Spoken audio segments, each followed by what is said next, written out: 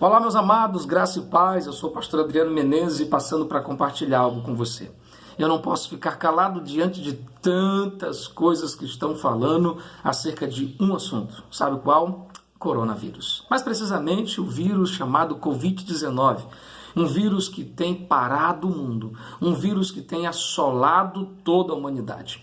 A economia está sendo abalada, estádios estão sendo fechados, aulas estão sendo adiadas e suspensas, grandes eventos cancelados, viagens, 85% das viagens para outros países estão sendo canceladas, shows, eventos, grandes atividades, tudo está mudando a partir de um vírus. Um vírus está fazendo tudo isso. E aí, no meio dessa situação toda, muito se fala. E eu quero compartilhar o que eu penso sobre isso. Minha visão está sobre o livro de Ezequiel. O capítulo 14, o versículo 21, diz que Deus tem 4 maneiras de julgar um povo.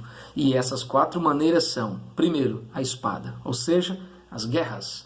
Segunda maneira, a fome, a escassez, a falta de alimento. Terceira maneira, as bestas feras, o desequilíbrio ecológico, o desequilíbrio na natureza. Quarta maneira, as pestes. Por que não então achar que Covid-19, ou seja, coronavírus, nada mais, nada menos é do que o juízo de Deus sobre a terra?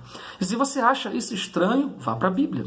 Deus tem julgado as nações que desobedecem sua palavra, que desprezam seus ensinos. O livro de Deuteronômio tem textos e mais textos falando sobre consequências da obediência e consequências da desobediência. E por viver um mundo desobediente a Deus, as consequências disso estão chegando. Em Gálatas, no capítulo 6, está escrito que Deus não se deixa escarnecer. O que o homem plantar, isso colherá. Se ele planta na carne, no pecado, colhe corrupção. Se ele planta no espírito, colhe a vida eterna. E o mundo está plantando uma vida de promiscuidade. O mundo está distante de Deus. O mundo tem afrontado Deus. É só você lembrar de alguns episódios. Mas para refrescar melhor a sua memória, ano de 2015. Na cidade de São Paulo, 19ª edição da Parada Gay. Eles estão passando pela avenida principal de São Paulo e parado em frente a uma igreja. Eles começam a profanar objetos e símbolos sagrados da Igreja Católica, ao ponto de pegar um crucifixo e inserir sobre o ânus de um dos participantes daquela Parada Gay. 2015. Nada aconteceu. Eles fizeram o que fizeram e nada aconteceu. 2017... mesmo São Paulo, no Museu Arte Moderna, estamos tendo um homem nu, deitado sobre o chão com pretexto de arte. E uma criança, das quais, diz a Bíblia, dela sai o perfeito louvor, está sendo constrangida a tocar num homem nu. Sua pureza está sendo colocada em choque com pretexto de arte, liberdade de expressão. 2019, estamos agora com outras manifestações, agora no Carnaval.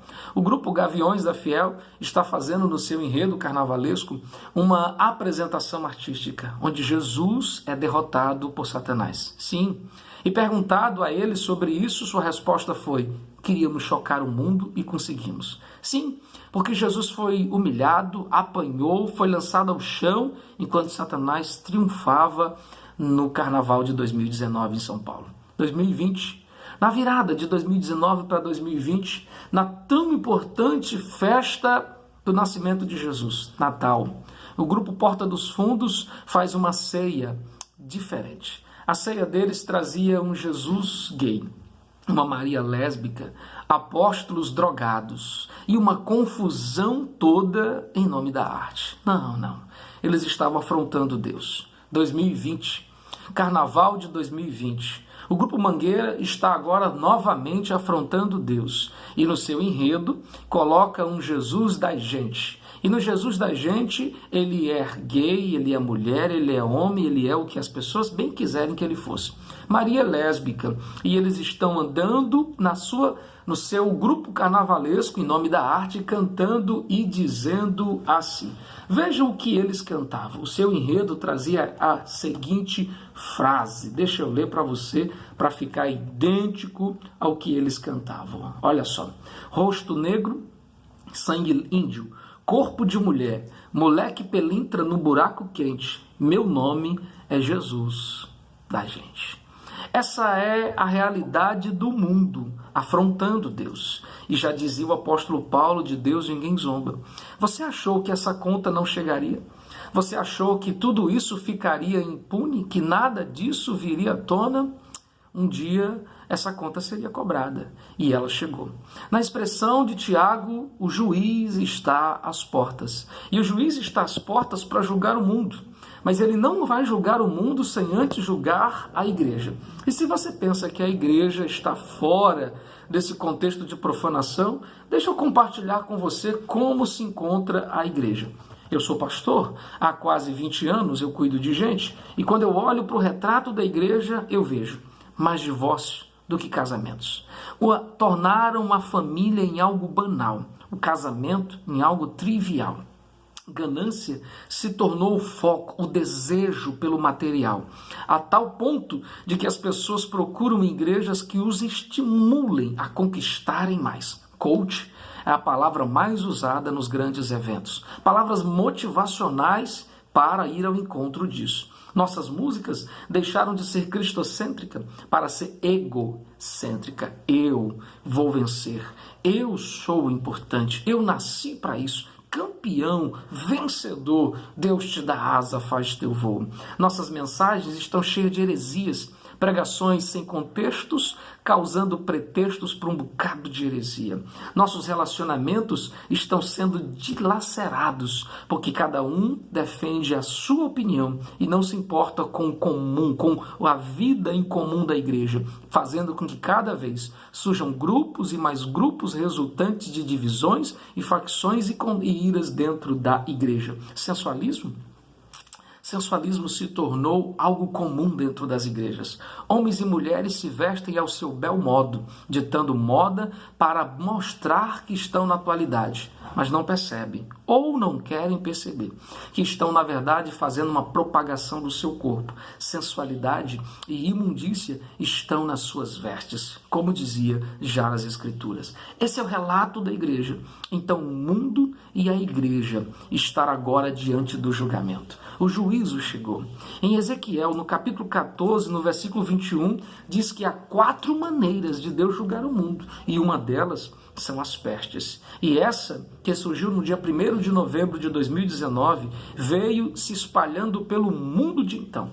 Ela nasce na República da China, e de lá se espalha. Hoje, ela se encontra em mais de 150 países e territórios. Dá para você dimensionar isso? 150 países, causando pavor, causando pânico, levando as pessoas a viverem à beira do colapso. Desde lá para cá, desde o dia 1º de novembro de 2019, já foram infectados, confirmados, 156 mil casos. 156 mil casos dados do dia 12 de março de 2020. Desses 156 mil casos, já morreram 5.833 pessoas. Destes, 3.200 somente na República da China. E no Brasil, no dia 13 de março, o ministro da Saúde vai a público dizer que já há 107 casos confirmados da doença no Brasil. E dizendo ainda que a cada 3 dias esse número vai dobrar. Eu estou gravando esse vídeo no dia 16 de março, já passamos de 200 pessoas contaminadas. De 200 pessoas que foram confirmadas, e esse número não é nada diante do que vem por aí. Um vírus fechou escolas, mudou a economia. O mundo não será mais o mesmo depois dessa pandemia. Um vírus. E você ainda tem dúvida que Deus possa ter destruído o mundo de sua época, da época diluviana, com as águas? E você ainda tem dúvida que fogo consumiu Sodoma e Gomorra? Um vírus faz tudo isso. Deus está julgando.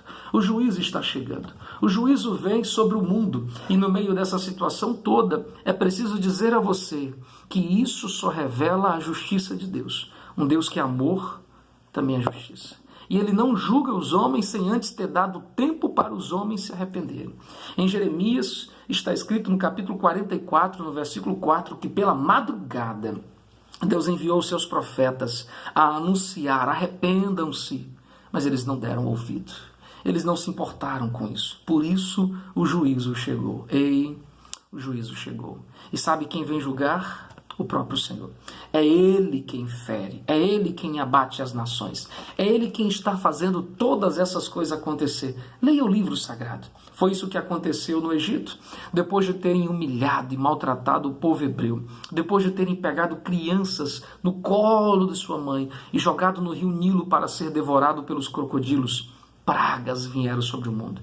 Foi isso que aconteceu na cidade de Asdote, entre o território filisteu, quando pegaram a arca da aliança e colocaram diante do deus Dagom, dizendo: ao deus Dagom damos os nossos troféus. Tumores se espalharam sobre aquele povo. Foi isso que aconteceu em Israel quando Davi pecou contra o Senhor, sendo soberbo, levantando um recenseamento naquele lugar. 70 mil homens morreram num só dia, por uma das faces da justiça de Deus, as pestes, as doenças incuráveis. E o que nós estamos a ver no cenário de 2020 nada mais é do que o juízo de Deus chegando. É interessante que no Brasil o primeiro caso é registrado logo após o carnaval. Deus deu tempo, Deus está dando tempo, mas as pessoas estão desprezando. Elas estão mais preocupadas se vai ter comida na prateleira. Elas estão mais preocupadas com os eventos que foram cancelados e o futebol que não mais passará. Elas estão mais preocupadas com isso do que com as suas almas. Ei, o juízo está às portas. E só resta uma coisa a você: arrepender-se. Sim, o arrependimento é a única coisa que repara o caos das nossas ações. Como está a sua vida com Deus? Em 1 Coríntios está escrito: examine-se o homem a si mesmo. Examine-se. Reflita como você anda. Como tem sido sua vida? Que filho, que marido, que esposa, que cristão, que cidadão, que eleitor, que funcionário, que patrão, que pastor, que homem é você? Quem é você escondido na sala da sua casa, no seu quarto, frente a uma tela, sozinho onde ninguém te vê? Quem é você na roda de amigos, longe de todos, desconhecidos daquela população? Quem é você? Todos podem não te conhecer, mas você não foge do olhar de Deus. Ele conhece você e um dia a justiça te alcançaria. Sim, é isso que está acontecendo em 2020, é assim que eu vejo. O Senhor se levantou para julgar a terra. Entretanto, em meio a todas essas coisas, uma promessa vem sobre nós. A promessa de livramento. E essa promessa de livramento é para todos que se arrependerem. É só você ler. 2 Crônicas, capítulo 7. 1 Crônicas, capítulo 7, versículo 14, diz: se o meu povo, que se chama pelo meu nome, se humilhar, orar e buscar minha face, e, destaque-se isso, se converter dos seus maus caminhos, porque não adianta orar, não adianta se humilhar se não se converter, se não abandonar as suas velhas práticas, se não se tornarem aquilo que precisam ser, de fato, o que Deus quer que você seja. Se o meu povo se converter, eu ouvirei dos céus, perdoarei os seus pecados e sararei a sua terra. Deus tem cura para o Brasil. Deus tem cura para a nossa nação. Deus tem cura para o mundo de então. Mas é preciso encontrar neles o lugar de arrependimento. Quando Judas e Pedro pecaram, Deus não encontrou lugar de arrependimento no coração de Judas, mas encontrou no coração de Pedro e o perdoou. Deus está descendo à terra para procurar homens e mulheres que estão prontos para se arrepender. E se você é um deles, essas promessas virão sobre ti. Quais? Salmo 91. A expressão que tantas pessoas citam, mas não prestam atenção, diz assim: aquele que habita no esconderijo do Altíssimo. Quem? Aquele que habita. Aquele que tem uma vida com Cristo. Deus o livrará do laço do passarinheiro e da peste perniciosa. Nenhum mal alcançará a tua casa, porque o Senhor te guardará. O Senhor colocará você, te protegerá debaixo de suas asas. De certo que a mortandade que assola ao meio-dia e a praga que assola à noite não te alcançará. Mais claro ainda do que isso, todas essas coisas são para aqueles que estão com a vida no esconderijo do Altíssimo. Aqueles que habitam em Deus. Não é aqueles que têm uma Bíblia aberta. Não é aqueles que dizem amém ou aleluia, mas aqueles que têm relacionamento com Deus. Em Êxodo, no capítulo 15, no versículo 26, o Senhor diz: nenhuma das pragas que enviei ao Egito te alcançarão, nenhuma das enfermidades que pus no Egito te alcançarão, porque eu sou o Senhor que sara, se você me ouvir, se você me obedecer e guardar os meus mandamentos. Ei, há livramento para quem está com a vida em Deus. A melhor forma de se proteger isso é Deus. Sim, álcool em gel é algo muito bom, mas não protege, porque ele não está apenas no contágio das mãos, está no ar. Você pode estar lavando as mãos com sabão, mas aonde você toca, alguém já tocou, no seu celular, no banco que você vai. O vírus está em todos os lugares. Essa é a razão dele se multiplicar tão rápido, em menos de 6 meses. Nós estamos vivendo essa pandemia no mundo todo. Só uma forma de você resguardar isso: vida com Deus. Então arrependa-se, ou você será o próximo da lista. Põe a sua vida em Deus e não se espante se você começar a ver coisas e mais coisas acontecerem, porque muito mais está por vir. Então ajeite-se, põe a sua vida em ordem. Em Deuteronômio, no capítulo 32, no versículo 39, diz: eu sou o Senhor que abate e exalta. Eu sou o Senhor que fere e sou o Senhor que sara. Ele é Deus. Ele está no controle de tudo. Coronavírus está no controle das mãos do Senhor. Ele tem o controle de tudo, da minha e da sua vida. Mas sua vida está na mão dele. Você tem vivido ao molde de Deus ou ao seu molde de viver? Você tem obedecido suas palavras ou tem feito as palavras do seu coração? Porque se você conhece e não pratica, você é tão errado quanto aquele que está praticando sem conhecer. Então, é hora de se consertar. A minha palavra para a nação brasileira é essa: o juízo de Deus chegou. E só há uma forma de escapar disso: se escondendo no esconderijo do Altíssimo, que João chama de advogado fiel. Eu sou o pastor Adriano Menezes. Eu sou homem, eu sou falho, e já colocando minha vida em oração. Deus, vê se há em mim algum caminho mau. Vê se há em mim alguma coisa que eu não conheça. Eu quero me consertar, porque sabe qual é meu alvo? Céus, eternidade. Eu quero estar junto de Deus e quero que essa vida não comece quando eu morrer. Eu quero que essa vida comece agora. Eu e Deus venceremos todas as coisas. Eu sou o pastor Adriano Menezes. Se você entende que essa é uma mensagem para a nação, então compartilhe ela. Faça chegar ao mundo para que eles saibam que o Senhor, o juiz, está às portas. Forte abraço. Deus abençoe sua vida. Deus abençoe